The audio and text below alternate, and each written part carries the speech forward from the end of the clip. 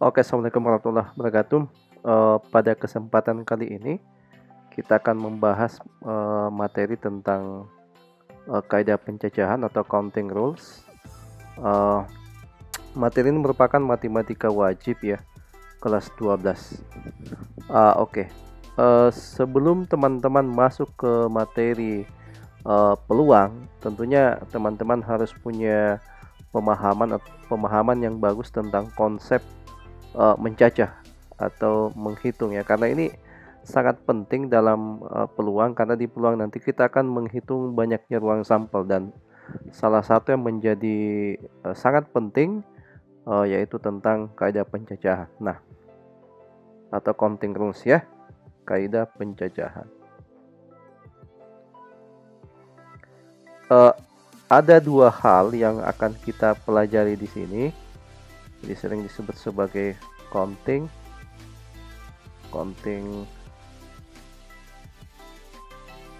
rules.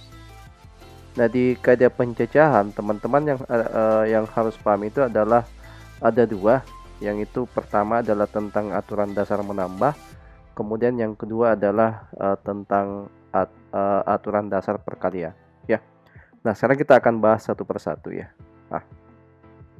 Jadi yang pertama itu adalah tentang aturan dasar menambah atau kaidah penambahan ya.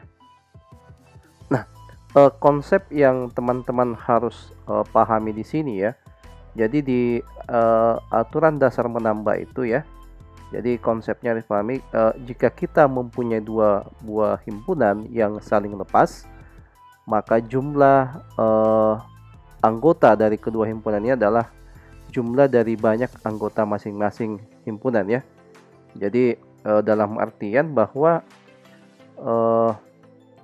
kedua himpunan saling lepas berarti disjoin ya, dua buah himpunan yang disjoin atau saling lepas. Nah, untuk mencari jumlah anggotanya itu tentunya cuman kita harus jumlah kedua anggota dari masing-masing himpunan. Jadi misalkan saya punya dua buah himpunan, anggaplah ini adalah himpunan A, kemudian di sini adalah himpunan B.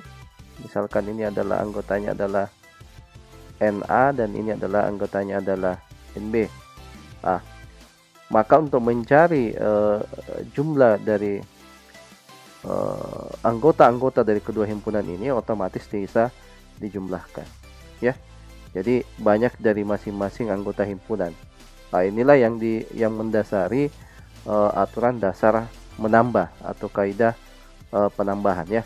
Sebagai contoh ya, contoh ya, kita ambil contoh misalkan ada dua cara.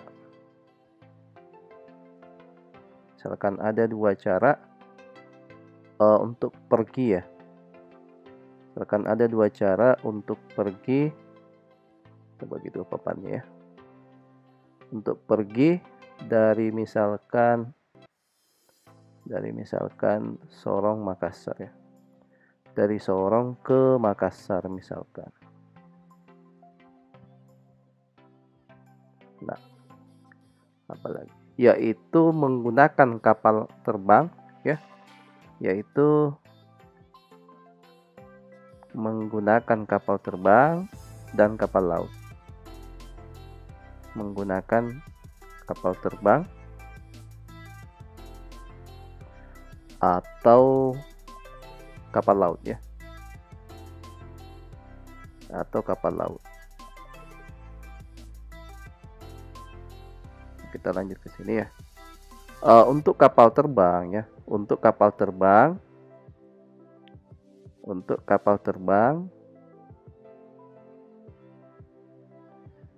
ada empat penerbangan misalkan ya. Ada 4 penerbangan, dan kapal laut misalkan ada 3 kapal ya. Dan kapal laut ada 3 kapal. Pertanyaannya adalah berapa banyak cara ya? Berapa banyak cara Berapa banyak cara untuk pergi ya, untuk pergi dari Sorong ke Makassar. Dari Sorong ke Makassar. Ya. Nah, permasalahan-permasalahan seperti ini ya, ini adalah yang masuk ke dalam kaidah pencacahan. Jadi menghitung banyaknya cara. Cuman kita harus paham apakah kita menggunakan kaidah penambahan atau aturan perkalian atau kaidah perkalian. Nah, untuk ini ya, jadi solusinya itu, alternatif solusinya ya, teman-teman harus lihat kasusnya ya.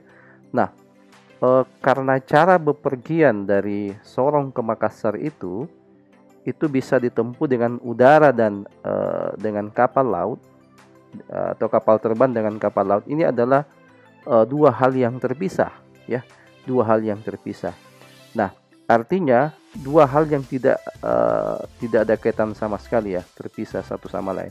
Nah, sesuai dengan konsep yang tadi bahwa aturan dasar menambah itu jika kita punya dua himpunan yang saling terpisah atau disjoin, maka untuk mencari jumlah dari banyak anggotanya itu adalah kita sisa menjumlah banyak anggota dari masing-masing himpunan ya. Nah, ini kasusnya sama ya. Jadi cara berpergian ya. Jadi cara berpergian dari Sorong ke Makassar ya, dari Sorong ke Makassar itu dengan udara dan laut ya, dengan jalur udara, dan laut adalah dua hal yang terpisah ya, adalah dua hal yang terpisah. Jadi seperti ini ya, dua hal yang terpisah, maka banyak caranya itu tinggal dijumlahkan ya. Maka banyak cara itu sisa apa? Ya, sisa dijumlahkan. Ya, maka banyak cara bepergian yaitu, maka banyak cara bepergian itu berapa? Bepergian yaitu kalau dia melalui kapal terbang itu ada 4, kemudian dia kapal laut itu ada 3. Berarti banyak cara berpergiannya adalah berapa? Berarti ada 4 tambah 3. Ada berapa? 7 cara ya. 7 cara. Nah, ini yang harus dipahami bahwa dalam kaidah pencacahan atau aturan dasar menambah itu kita berbicara dalam konteks dua hal yang saling terpisah. Maka itu yang harus dipenuhi oleh aturan dasar menambah ya. Nah, berikutnya kita akan berbicara secara singkat konsep dari aturan dasar perkalian ya, aturan dasar perkalian. Jadi selanjutnya kita akan bahas tentang aturan dasar perkalian.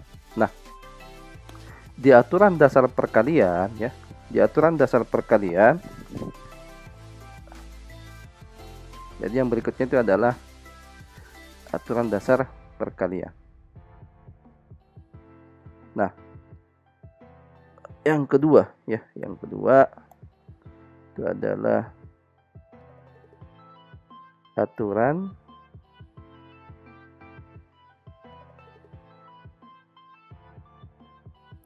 dasar perkalian. Jadi konsepnya seperti ini ya. Misalkan ada suatu prosedur ya.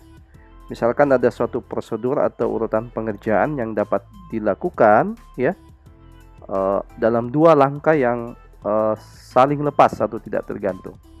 Misalkan ya, langkah pertama ada R1 cara dan langkah kedua ada R2 cara, maka prosedur tersebut itu dapat dilakukan dengan R1 kali R2 cara. Jadi ini berkaitan dengan konsep aturan dasar menganikan. Jadi misalkan ya, jadi konsepnya itu adalah misalkan ada suatu prosedur ya, ada suatu prosedur kita bagi 2 saja. Ada suatu prosedur atau urutan pengerjaan ya, urutan pengerjaan yang dapat dilakukan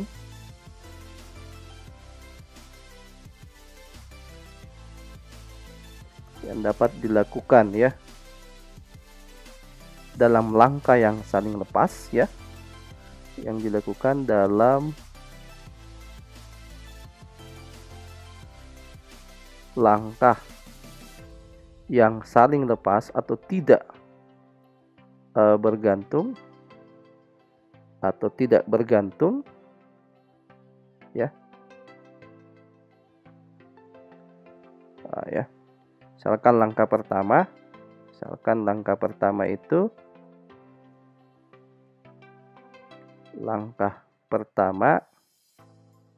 itu ada R1 cara misalkan ya, R1 cara, dan langkah kedua misalkan, dan langkah kedua itu ada R2 cara ya. Maka prosedur tersebut itu dapat dilakukan dengan R1 kali R2 cara ya. Maka prosedur tersebut dapat dilakukan dengan R1 kali R2 cara. Nah, kalau misalkan ini sampai dengan Rn cara, berarti kita tinggal kalikan saja. Nah, permasalahan ini biasa muncul dalam hal memilih rute ya. Jadi itu yang mendasari adalah aturan perkalian ya. Jadi kalau kita umumkan, kita buat secara generalisasinya, misalkan dilakukan sampai dari R1, R2 sampai dengan Rn, maka prosedur tersebut dapat dilakukan dengan R1 kali R2 sampai dengan Rn cara. Jadi tinggal dikalikan saja ya. Nah, ini sebagai contoh ya.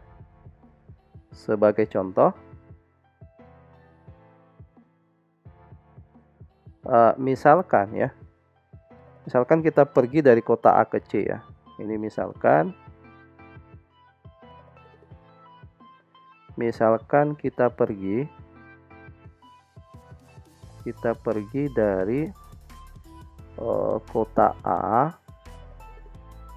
ke C dan harus melalui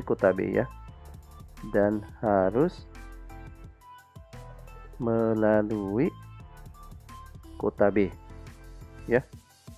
Kota B. Kemudian dari kota A ke kota B, kemudian dari kota A ke kota B, misalkan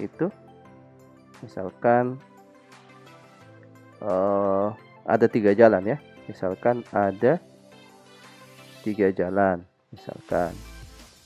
Kemudian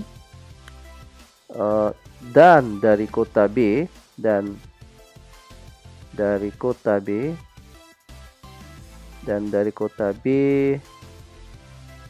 ke kota C, misalkan itu ada 2 jalan ya.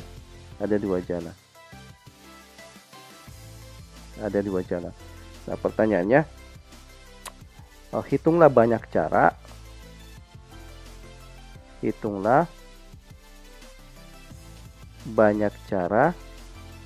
ya. Banyak cara untuk pergi ke kota C ya, untuk pergi ke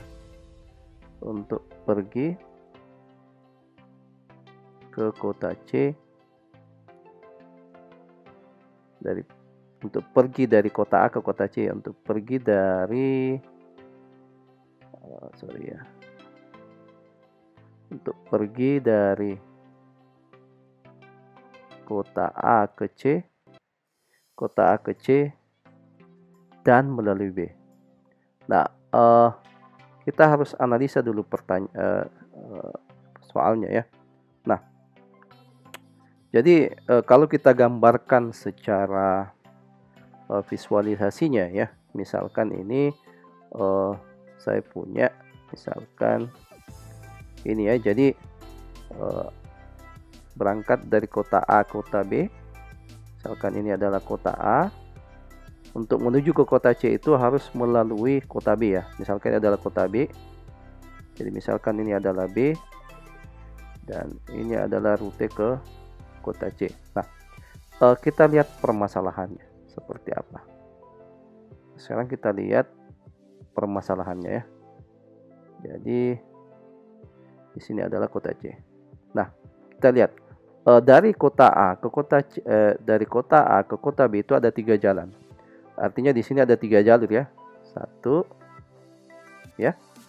Ini jalur yang pertama misalkan ya. Kemudian jalur yang kedua kita misalkan ini aja A kecil ya. Kemudian di sini adalah jalur kedua misalkan B kecil, kemudian di sini adalah jalur ketiga ya. Ini adalah C kecil. Nah, kemudian dari B ke C itu ada 2 jalan. Jadi kalau kita misalkan ini adalah 1 ya. Sini adalah 2. Nah, dari sini ya. Jadi setelah teman-teman memilih ya, memilih dari jalan A ke B ya. Jadi pilihan jalan selanjutnya itu dari B ke C itu tidak tergantung lagi kepada A pada pilihan pertama ya.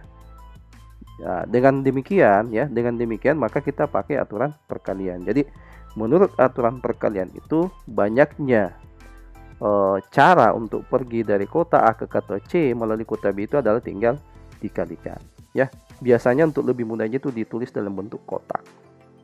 Berarti di sini adalah 3 kali 2. Ada berapa cara? 6 cara. Ini alternatif pertama ya. Jadi kembali lagi saya tegaskan bahwa setelah kita memilih jalan dari A ke B, maka pilihan jalan B ke C itu tidak tergantung lagi pada pilihan pertama. Dalam artian tidak tergantung pada pilihan kita dari jalan dari A ke B. Maka menurut aturan perkalian maka banyak caranya itu sisa dikalikan saja. A ke B ada sebanyak 3 cara, ada 3 jalan, kemudian dari B ke C itu ada sebanyak 2 ya. Sorry ini enggak ada, sorry ya. Ini seharusnya enggak ada garisnya ya. Seperti itu. Saya kira jelas ya. Nah, jadi kembali saya tegaskan bahwa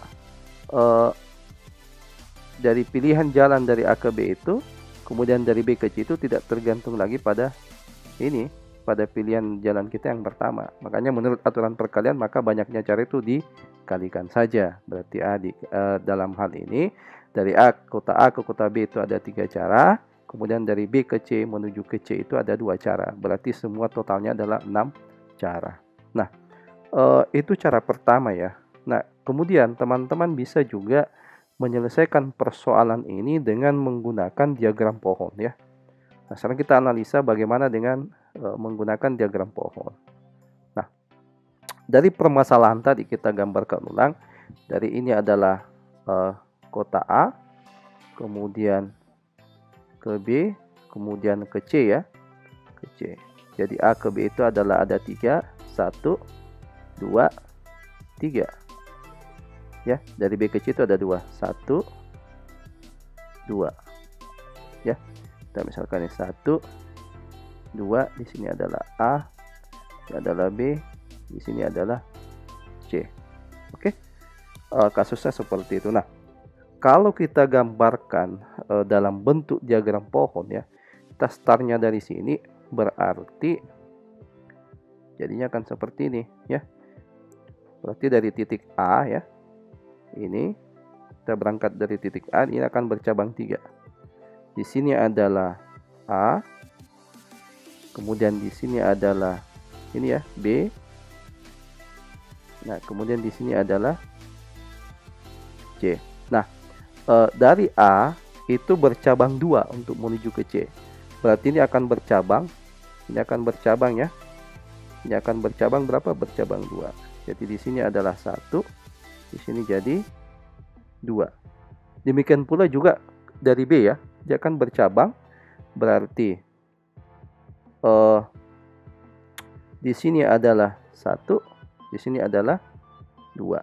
Nah, demikian pula ke C, berarti di sini adalah 1, di sini adalah 2. Nah, kalau misalkan kita hitung ini sebagai indeks A1, kemudian ini adalah A2, ini adalah B1 ya. Ini B1, kemudian ini adalah B2, ini C1, dan ini C2. Nah, maka dari sini bisa nampak bahwa banyaknya cara dari kota A menuju kota kota C dan harus melalui kota B itu kita tinggal ngitung. Kita tinggal ngitung jumlahnya berapa ini. Berarti 1, 2, 3, 4, 5, 6. Kita jumlahkan semua. Berarti ada 6 cara. Ya. Oke, itu contoh yang pertama tentang kaidah kaidah perkalian atau aturan perkalian. Nah, contoh berikutnya itu ini kadang kita aplikasikan dalam mencari misalkan digit-digit angka ya, banyaknya angka yang terdiri dari misalkan 2 digit ya. Contoh berikutnya ya, misalkan ya, itu tadi contoh 1, kemudian contoh kedua, misalkan kita punya ya, misalkan saya punya diketahui ya, diketahui angka, misalkan angka 1, 2, 4, 5, 6, 8, 9. Nah, pertanyaannya itu ya, pertanyaannya adalah tentukan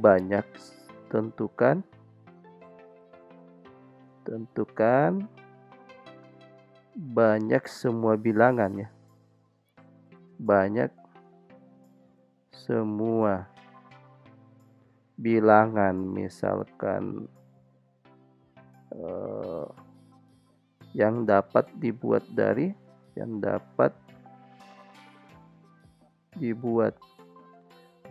angka tersebut.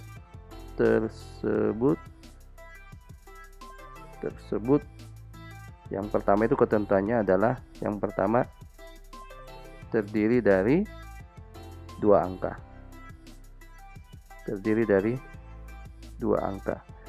Yang kedua itu tidak mempunyai angka yang sama. Ya, tidak mempunyai angka yang sama. Oke. Tidak mempunyai angka yang sama. Tidak mempunyai angka yang sama. Artinya angka-angkanya berbeda ya. Oke. Nah, kalau kita lihat yang pertama ya. Ya, jadi bilangan pertama itu kita dari angka-angka yang tersedia ya, dari angka-angka yang tersedia itu kita diminta menentukan berapa banyaknya cara untuk membentuk untuk membuat angka yang terdiri dari 2 angka dari angka-angka ini ya. Itu ketentuan pertama. Kemudian yang kedua adalah bilangan 2 digit yang dapat dipilih dari angka-angka ini tapi tidak punya angka yang sama ya. Kita selesaikan alternatif solusinya. Nah, untuk kasus pertama ya. Jadi bilangan 2 angka itu kan terdiri dari puluhan dan satuan ya. Puluhan dan satuan. Nah, berarti kalau lebih mudah ya pakai kotak saja seperti yang tadi ya. Jadi ini adalah yang pertama itu banyaknya cara untuk mengisi angka puluhan. Yang kedua itu adalah angka satuan. Nah, yang pertama itu tidak peduli apakah angkanya sama, angkanya bisa berulang ya. Nah, berarti untuk yang mengisi puluhan itu, karena kita perhatikan angkanya kan dari 1, 2, ini 1 ya. Angka 1, 2, 4, 5, 6, 7, 6, 8, 9. Ini ada berapa banyaknya yang bisa mengisi puluhan? Di sini adalah 1, 2, 3, 4, 5, 6, 7. Berarti di sini ada 7 cara. 7 cara. Oke. Nah, karena angkanya boleh sama, ya, boleh sama, berarti yang untuk mengisi satuan juga dari angka tersedia itu ada sebanyak 7 cara juga. Nah, menurut aturan perkalian, maka banyaknya cara itu kita tinggal kalikan saja. Berarti jadinya berapa? 7 kali 7 berarti 49 cara. Oke, seperti itu. Nah, untuk kasus yang kedua, nah ini ada syarat tambahan. Ada syarat tambahan ya. Ini puluhan, ini satuan. Untuk yang kedua itu dia punya syarat tambahan. Syarat tambahannya apa? Angkanya berbeda. Jadi ini tidak mempunyai angka yang sama. Artinya ya, setiap angka itu hanya boleh digunakan satu kali. Nah, misalkan pada puluhan, untuk memilih puluhan itu kan saya bisa banyak cara untuk mengisi puluhan itu, angka puluhan itu kan ada 1, 2, 3, 4, 5, 6, 7. 7 ya. Ada 7. Jadi angka 7 ini menyatakan berarti angka 1 bisa masuk, 2 dan bisa masuk ya. Ada 7 cara untuk memilih angka puluhan. Nah, di angka satuan misalkan ya, misalkan di angka puluhan sudah terpilih 1, misalkan berarti yang tersisa kan kita cuma bisa mengisi sebanyak 6 ya. Jadi bukan berarti ini di sini yang angka puluhannya 1, enggak, artinya ini saya coret, artinya misalkan saya pilih 1 di sini, ini 1 saya ambil sebagai angka puluhan, maka di sini kan sisa yang untuk mengisi satuan kan sisa 6 ya. Di sini sisa 6. Nah, maka banyaknya cara itu adik teman-teman sisa kalikan. Jadinya berapa? Jadinya adalah 7 kali 6 berarti ada 42 cara. Oke, seperti itu. Saya kira untuk materi hari ini cukup ya. Untuk materi ini cukup. Nanti kita lanjutkan kepada materi berikutnya. Jadi ini merupakan materi pengantar sebelum teman-teman masuk ke materi permutasi dan kombinasi. Jadi kembali saya ulang bahwa kalau di aturan penjumlahan yang kita bahas di awal itu, konsepnya itu adalah kita mempunyai 2 buah himpunan yang saling lepas, maka jumlah anggota-anggota dari himpunan ini adalah jumlah dari banyak anggota dari masing-masing himpunan ya. Contoh tadi misalkan yang contoh kasus tadi untuk berangkat dari Sorong ke Makassar melalui jalur udara dan laut ya. Jadi itu 2 hal yang saling saling lepas. Kemudian untuk di aturan dasar perkalian ya. Jadi konsepnya itu misalkan ada suatu prosedur atau urutan pengerjaan yang dapat dilakukan dalam langkah yang saling lepas, tidak tergantung maksudnya. Maka jika langkah pertama ada R1 cara dan langkah kedua ada R2 cara, maka banyak cara untuk melakukan prosedur tersebut itu sebanyak R1 kali R2. Contoh kasus tadi seperti ini ya, berangkat dari A ke C tapi harus melalui B, seperti itu. Kemudian contoh-contoh yang misalkan membuat angka-angka tertentu yang terdiri dari misalkan 2 digit seperti contoh yang dibahas ini. Ya, mudah-mudahan ini cukup jelas bagi teman-teman. Saya kira demikian. Assalamualaikum warahmatullahi wabarakatuh.